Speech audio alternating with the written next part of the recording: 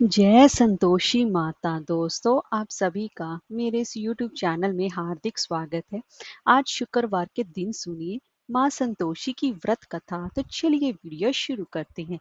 अगर आपको हमारी वीडियो अच्छी लगी हो तो लाइक, शेयर और सब्सक्राइब करना ना भूलें और कमेंट बॉक्स में जय संतोषी माता अवश्य लिखें। तो चलिए वीडियो शुरू करते हैं।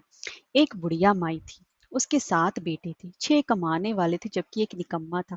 बुढ़िया 6 बेटों की रसोई बनाती, भोजन कराती और उनसे जो कुछ जूठन बचती वह 7वें को दे देती।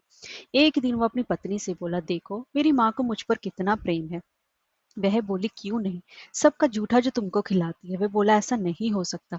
मैं जब तक वो अपनी आंखों से ना देख लूं मैं मान ही नहीं सकता। बहू हंसकर बोली, देख लोगे तब तो मानोगी ना। कुछ दिनों के बाद त्योहार आया। घर में 7 प्रकार के भोजन और चूरमे के लड्डू बने। वह जांचने को सिर दुखने का बहाना बनाकर पतला वस्त्र सिर पर ओढ़े रसोई घर में सो गया।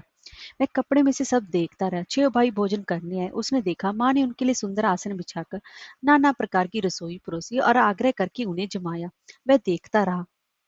6 भोजन करके उठे तब माँ ने उनकी जूठी थालियों में से लड्डुओं के टुकड़े उठाकर एक लड्डू बनाया।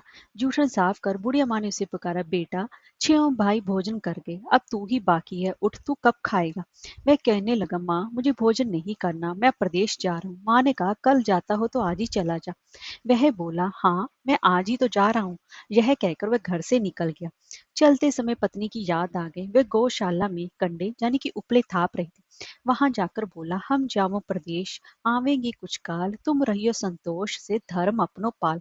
वह बोली, जाओ पिया अनंत से हमारो सोच हटाए, राम भरोसे हम रहे ईश्वर तुम्हें सहाय। दो निशानी आपन देख धरू में धीर, सुधिमति हमारी बिसारियो रखियो मन गंभीर।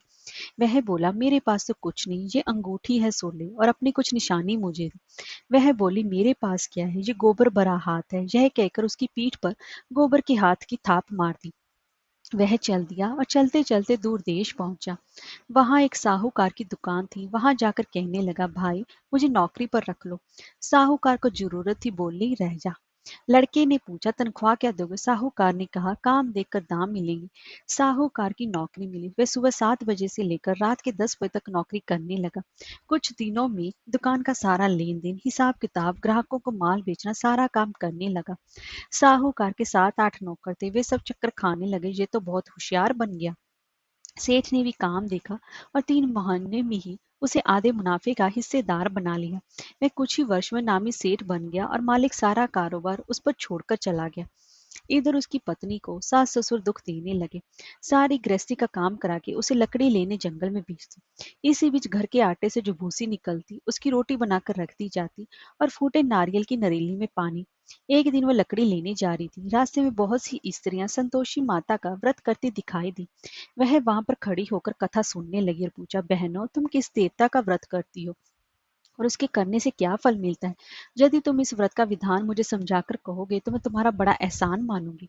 तब उनमें से एक स्त्री बोली, सुनो, ये संतोषी माता का व्रत है। इसके करने से निर्धनता दरिद्रता का नाश होता है और जो कुछ मन में कामना हो सब संतोषी माता की कृपा से पूरी होती है। तब उसने उससे व्रत की विधि पूछी। तो वह भक्तनी स्त्री बोली, 1.25 आने का गुड़ चना लेना, इच्छा हो तो 5.25 आने का लेना या 1.25 का भी सहूलियत के अनुसार लाना। बिना परेशानी और श्रद्धा व प्रेम से जितना भी बन पड़े सवाया लेना। प्रत्येक शुक्रवार को निराहार रहकर कथा सुनना। इसके बीच क्रम टूटे नहीं, लगातार नियम पालन करना। सुनने वाला कोई ना मिले तो घी का दीपक जला उसके आगे या फिर जल के पात्र को सामने रखकर कथा कहना। जब कार्य सिद्ध ना हो तो नियम का पालन करना और कार्य सिद्ध हो जाने पर व्रत का उद्यापन करना। 3 मास में माता फल पूरा करती है। यदि किसी के ग्रह खोटे भी हो तो भी माता वर्ष भर में कार्य सिद्ध करती है। फल सिद्ध होने पर उद्यापन करना चाहिए, बीच में नहीं। उद्यापन में 2.5 सेर आटे का खाजा तथा इसी परिणाम मान से खीर तथा चने का साग करना। 8 लड़कों को भोजन कराना, जहां तक मिले देवर जेठ भाई बंधु को हो, ना मिले तो रिश्तेदारों और पास पड़ोसियों को बुलाना। उन्हें भोजन करा यथाशक्ति दक्षिणा दे, माता का नियम पूरा करना। उस दिन घर में खटाई न खाना। यह सुन बुढ़िया के लड़के की बहू चल दी। रास्ते में लकड़ी के बोझ को बेच दिया और उन पैसों से गुड़ चना ले माता की व्रत की तैयारी कर आगे चले और सामने मंदिर देखकर पूछने लगे, मंदिर किसका है? सब कहने लगे, संतोषी माता का मंदिर है। यह सुनकर माता के मंदिर में जाकर चरणों में लौटने लगी। दीनों विनती करने लगी, माँ मैं निप्ट अज्ञानी हूँ, व्रत के कुछ भी नियम नहीं जानती, मैं दुखी हूँ, हे माता, हे जगत जननी मेरा दुख दूर कर, मैं तेरी शरण में हूँ।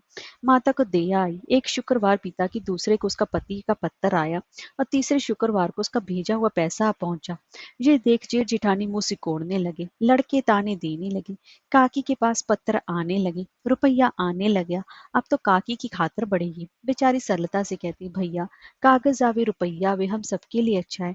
ऐसा कहकर आंखों में आंसू भरकर संतोषी माता के मंदिर में आप मातेश्वरी के चरणों में गिरकर रोने लगे। माँ मैंने तुमसे पैसा कब मांगा है? मुझे पैसे से क्या काम, मुझे तो अपने सुहाग से काम है। मैं तो अपने स्वामी के दर्शन मांगती हूँ। तब माता ने प्रसन्न होकर कहा, जा बेटी तेरा स्वामी आएगा। यह सुनकर खुशी से बावली होकर घर में जाकर काम करने लगी।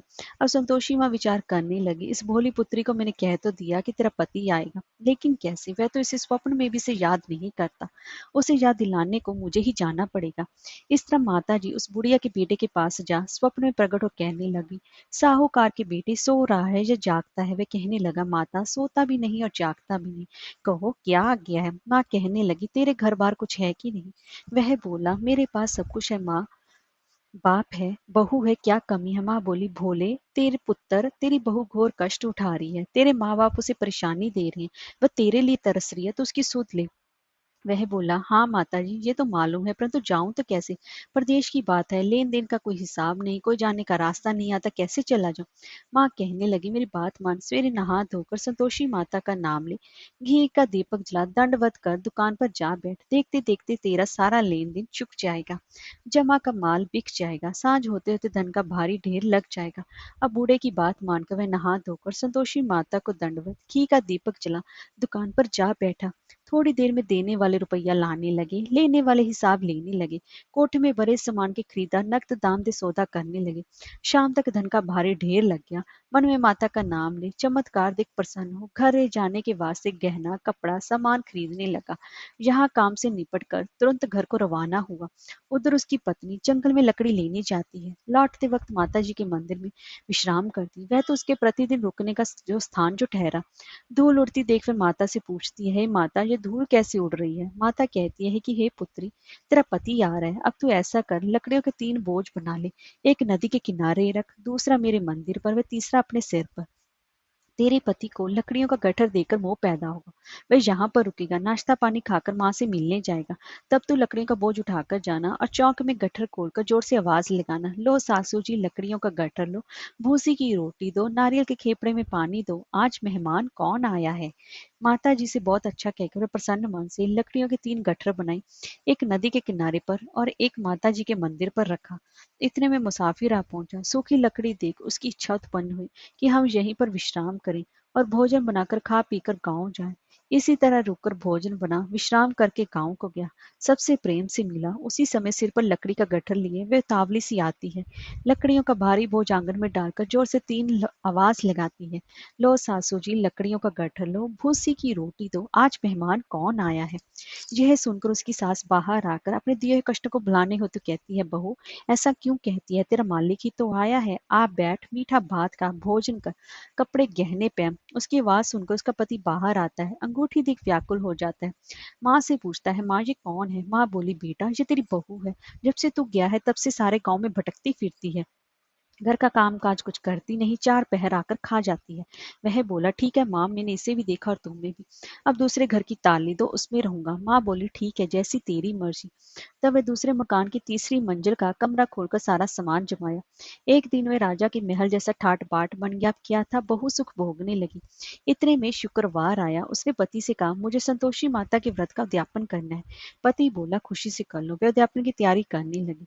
जिठानी के लड़कों को भोजन के लिए कहने गई। उन्होंने मंजूर किया, परंतु पीछे से जिठानी ने अपने बच्चों को सिखाया, देखो भोजन के समय खटाई मांगना, जिससे कि उसका उद्यापन पूरा ना हो। लड़के जीमने आए, खीर खाना पेट भर खाया, परंतु बाद में खाते कहने लगे, हमें खटाई दो, खीर खाना हमको नहीं भाता, देकर अरुचि होती है। वह कहने लगी, भाई खटाई किसी को नहीं दी जाएगी, ये संतोषी माता का प्रसाद है। लड़के उठ खड़े हुए, बोले पैसा लाओ। बोली बहू कुछ जानती नहीं थी, उन्हें पैसे दे दिए। लड़के उसी समय हट करके इमली खटाई ले खाने लगे। यह देखकर बहू पर माता जी ने कोप किया। राजा के दूत उसके पति को पकड़कर ले गए। जेठ जेठानी मनमाने वचन कहने लगे, लूट लूट कर धन इकट्ठा कर लाया है, अब सब मालूम पड़ जाएगा जब जेल की मार खाएगा। बहू से ये कुछ सहन नहीं हुआ। रोती हुई माता जी के मंदिर कहने लगी, हे माता तुमने क्या किया? हंसाकर अब भक्तों को रुलाने लगी। माता बोली, बेटी तूने अध्यापन करके मेरा व्रत भंग किया है। वह कहने लगी, माता मैंने कुछ अपराध किया है, मैंने तो भूल से लड़कों को पैसे दे दिए थे, मुझे क्षमा करो, मैं फिर तुम्हारा अध्यापन करूंगी। माँ बोली, अब भूल मत करना। वह कहती है, भूल नहीं होगी, अब बताओ वे कैसे आएंगे? माँ बोली, जा पुत्री, तेरा पति तुझे रास्ते में आता मिलेगा। वह निकली और राह में पति आता मिला। वह पूछी, कहाँ गए थे? वह कहने लगा, इतना धन जो कमाया है उसका टैक्स राजा ने मांगा था, वह भरने गया था। वह प्रसन्न हो बोली, भला हुआ, अब घर को चलो। कुछ दिनों के बाद फिर शुक्रवार आया। वह बोली, मुझे फिर माता का अध्यापन करना है। पति ने कहा, कहो करो। बहू फिर जेठ के लड़कों को भोजन को कहने गई। जिठानी ने एक दो बातें सुनाई और सब लड़कों को सिखाने लगी, तुम सब लोग पहले खटाई मांगना। लड़के भोजन से पहले कहने लगे, हमें खीर नहीं खानी, हमारा जी बिगड़ता है, कुछ खटाई खाने को दो। वह बोली, खटाई किसी को नहीं मिलेगी, आना है तो आओ। वह ब्राह्मण के लड़के लाकर भोजन कराने लगे। यथाशक्ति दक्षिणा की जगह एक एक फल उन्हें दिया। संतोषी माता अत्यंत ही प्रसन्न हुई और माता की कृपा होते 9वें मास में उसके चंद्रमा के समान सुंदर पुत्र प्राप्त हुआ। पुत्र तो पाकर वह प्रतिदिन माता जी के मंदिर को जाने लगी। माँ ने सोचा, ये रोज आती, आज क्यों ना इसके घर चलूं। यह विचार कर माता ने भयानक रूप बनाया। गुड़ चने से सना मुख, ऊपर सूंड के समान होठ, उस पर मक्खियां बीन बिना रही थी। देली पर पैर रखते उसकी साथ चलाई, देखो देखो चुड़ैल डाकिन चली आ रही है, लड़को इसे भगाओ नहीं तो किसी को खा जाएगी। लड़के भगाने लगे, चिल्लाकर खिड़की बंद करने लगे। बहू रोशनदान में से देख रही थी। प्रसन्नता से पगली बंद चिल्लाने लगी, आज मेरी माता जी मेरे घर आई है, वह बच्चे को दूध पीने से हटाती है। इतने में सास का क्रोध फट पड़ा। वह बोली, क्या उतावली हुई है, बच्चे को पटक दिया। इतने में माँ के प्रताप से लड़की लड़के नजर आने लगी। वह बोली, माँ मैं जिसका व्रत करती हूँ, जो संतोषी माता है। सबने माता जी के चरण पकड़ लिया, विनती कर कहने लगे, हे माता हम मूर्ख हैं, अज्ञानी हैं, हम तुम्हारे व्रत की विधि हम नहीं जानते, व्रत भंग कर हमने बड़ा अपराध किया है। जग माता आप हमारा अपराध क्षमा करो। इस प्रकार माता प्रसन्न है। बहू को प्रसन्न जैसा फल दिया, माता सभी को देना। जो कहानी कहने वाले सुनने वालों की सभी की मनोकामनाओं को पूर्ण करना। बोलिए संतोषी माता की जय हो।